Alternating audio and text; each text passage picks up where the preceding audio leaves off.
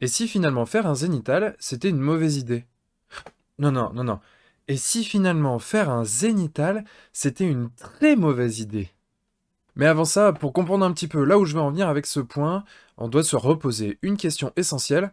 Finalement, la peinture sur figurine, c'est quoi? Alors pour moi, ça va consister en 3 points. La première, c'est de peindre des volumes qui sont déjà en 3D. Je mets ça en opposition par exemple à la peinture sur toile où là on peint sur quelque chose qui est complètement plat. Le deuxième point, c'est de faire croire à l'œil que nos petites figurines, en vrai, elles font pas 30 mm, mais elles font une taille entre guillemets humaine. C'est-à-dire qu'elles sont beaucoup plus grandes et qu'elles interagissent avec la lumière, un petit peu comme nous on le fait dans la vraie vie, bref, que c'est réel. Et le troisième point, c'est d'avoir un effet flatteur et que ce soit lisible, bref, pour résumer, que ce soit joli quand on regarde la figurine. Ça veut dire, pour le premier point, que si on peint notre figurine avec juste des aplats, ça va pas rendre terrible. La figurine, elle paraît toute plate, sans vraiment de volume qui ressort, mais alors pourquoi? Puisqu'on est sur quelque chose qui a de la 3D, on est sur quelque chose où il y a déjà des volumes, bah oui, mais en fait, ils sont tout petits, nos figurines, elles sont toutes petites, les volumes sont donc tout petits, et de fait, on est obligé d'exagérer un peu pour que les volumes ressortent. Alors bien sûr, si on fait une couche de base, juste un aplat sur une figurine, ça va un petit peu plus ressortir en volume que si on faisait ça sur une toile, mais c'est vraiment pas suffisant, et quand on va regarder la figurine, si on n'exagère pas, ça va faire un peu... Ouais. Parce que oui, la figurine, elle est trop petite, les volumes sont trop petits pour que ça ait un comportement à la lumière qui soit cohérent avec ce qu'elle représente. Nous, on a l'habitude, par exemple, quand on voit un t-shirt avec des plis, d'avoir des vraies ombres et des vraies lumières sur ce t-shirt qui sont faits avec la lumière naturelle du soleil. Quand on peint nos figurines, c'est tellement petit, les volumes sont tellement petits que la lumière, elle fait pas le taf, elle va pas créer naturellement des ombres et des lumières sur ces zones-là. Donc c'est à nous de le faire, c'est à nous d'exagérer ces points-là, c'est à nous de placer nos ombres, de placer nos lumières pour faire en sorte d'exagérer les volumes et qu'on ait l'impression tout simplement quand on regarde la figurine que c'est naturel, que la lumière fait le travail toute seule et que en fonction d'une orientation qu'on aurait choisie, cette lumière elle vient faire des effets de lumière sur les surfaces, elle vient faire des effets d'ombre en dessous de ces surfaces, bref, que le comportement est naturel.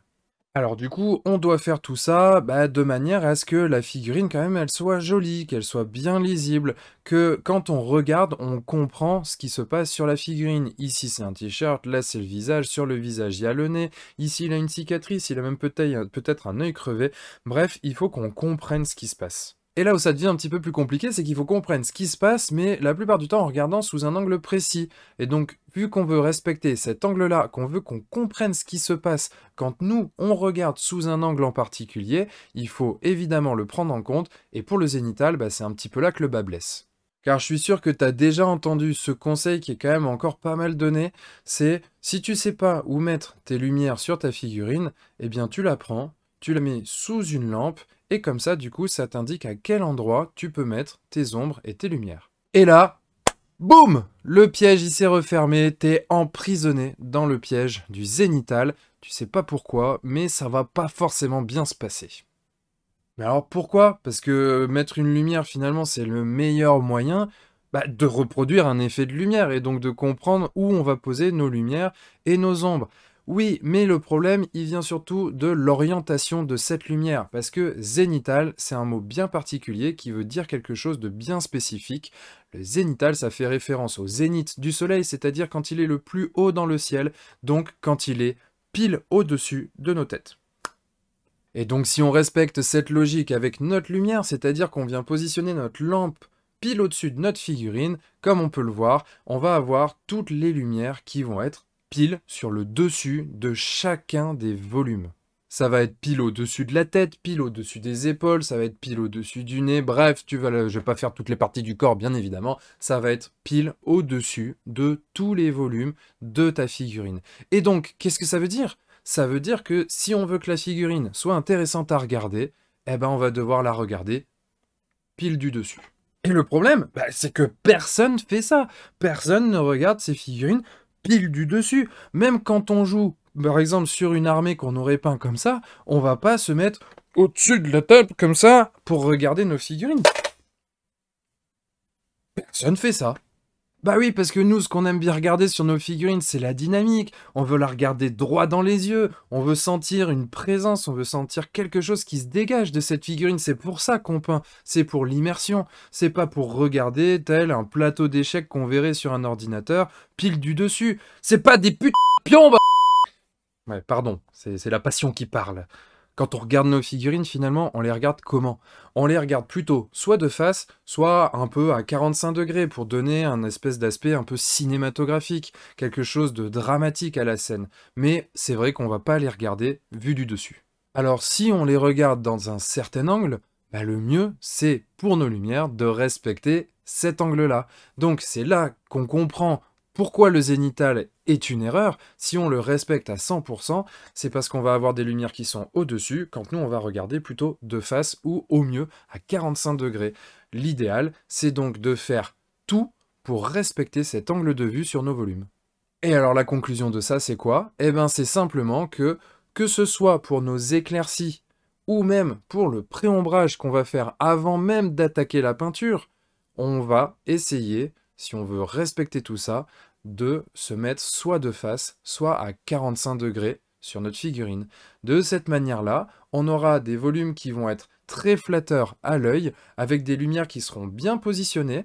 Par exemple, si on fait une lumière zénithale sur un visage, on va avoir une lumière principale qui va être sur le dessus de la tête, et on va avoir des grosses ombres au niveau, comme ça, par exemple, sous la lèvre inférieure, sous les arcades, parce que on va avoir une ombre projetée qui va plonger les yeux dans une ombre très très forte. Et ça, c'est pas forcément quelque chose qu'on a envie d'avoir sur notre figurine.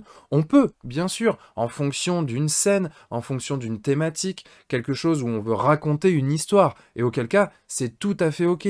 Mais la plupart du temps, quand on veut vraiment faire de la peinture juste comme ça, de manière générale, on ne sait pas du tout ce qu'on va rechercher. Donc le fait de faire une lumière soit de face, soit à 45 degrés, ça va redessiner beaucoup mieux, de manière beaucoup plus flatteuse, l'ensemble des éléments, par exemple encore une fois du visage, avec des arcades sourcilières certes qui vont être plus en lumière que le creux de l'orbite, mais par contre on va aussi avoir une lumière sur les pommettes, sur le nez, bref, on va avoir des petites lumières un petit peu partout sur le visage, ce qui fait que globalement, on va avoir quelque chose de plus lisible dans l'angle dans lequel on regarde la figurine. Attention, je suis pas en train de dire que le fait de faire des photos de référence avec une lampe, c'est pas à faire. C'est simplement que là aussi, il faut le prendre en compte et mettre la lampe dans la direction, en tout cas dans l'angle dans lequel on souhaite faire nos volumes. Comme ça, encore une fois, pas d'erreur. On va avoir les lumières au bon endroit, les ombres au bon endroit, et pas juste des lumières sur le dessus, ce qui pour le coup serait trompeur.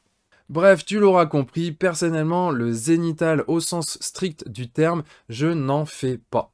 Et ce, bien sûr, pour toutes les raisons que je viens d'évoquer. Alors, j'espère que du coup, dans cette vidéo, tu y verras un peu plus clair sur ce qu'est réellement un zénithal, et donc à quoi il peut servir, comment on peut conserver ce schéma de pensée en faisant des références photos, en faisant du préombrage et en peignant nos volumes, mais cette fois-ci non pas avec une lumière qui serait pile sur le dessus, mais plutôt une lumière qui serait, encore une fois, pensée plus dans une optique de je regarde ma figurine de face ou à 45 degrés, donc je peins mes volumes de la même manière. Et pour illustrer ça, ben justement là je te mets à l'écran une photo qui est faite avec une lumière qui est orientée à 45 degrés et une photo qui est faite avec une lumière qui est en pur zénithal. Et très clairement, déjà rien que sur cette photo de référence, je trouve qu'on voit une vraie différence entre les deux, avec l'une qui est beaucoup plus agréable à regarder, tout simplement parce que quand on prend la photo, notre téléphone, il remplace un petit peu nos yeux et donc il va se mettre dans le même angle que celui selon lequel on regarderait la figurine. Donc on voit bien l'impact que l'un et l'autre peut avoir. Très clairement, moi j'ai fait mon choix. Alors voilà les copains, c'est fini pour cette vidéo, j'espère qu'elle t'aura plu et que tu y auras appris quelque chose, que tu comprends un petit peu plus pourquoi je parle d'erreur quand on parle de zénithal et comment moi j'en viens à la corriger. Quoi qu'il en soit, si la vidéo t'a plu, n'hésite pas à la liker, à la partager, à t'abonner à la chaîne aussi pour ne pas louper les prochaines vidéos. Et en téléchargement gratuit là dans la description, j'ai le petit guide du débutant en peinture sur figurine. Je te tiens informé de toutes les news, que ce soit les news d'apprendre la peinture sur figurine, avec les dernières peintures de l'atelier, les dernières vidéos YouTube, des petits tips par-ci par-là, mais aussi des infos plus générales sur l'univers de la peinture sur figurine, avec des sorties, voilà, les dernières nouveautés en termes de peinture, en termes de figurine, bref, de l'actu. Et bien sûr, si tu veux approfondir tes connaissances sur ce type de sujet, n'hésite pas à me contacter, je donne des cours de peinture, mais j'ai aussi là très prochainement, C'est demain. L'ouverture des inscriptions pour ma formation Ma Première Figue. Bref, on se tient au courant sur tout ça. Moi, je te donne rendez-vous demain avec la prochaine vidéo du challenge Un jour, une vidéo. Et d'ici là, n'oublie pas de mettre des couleurs dans ta vie. Ciao!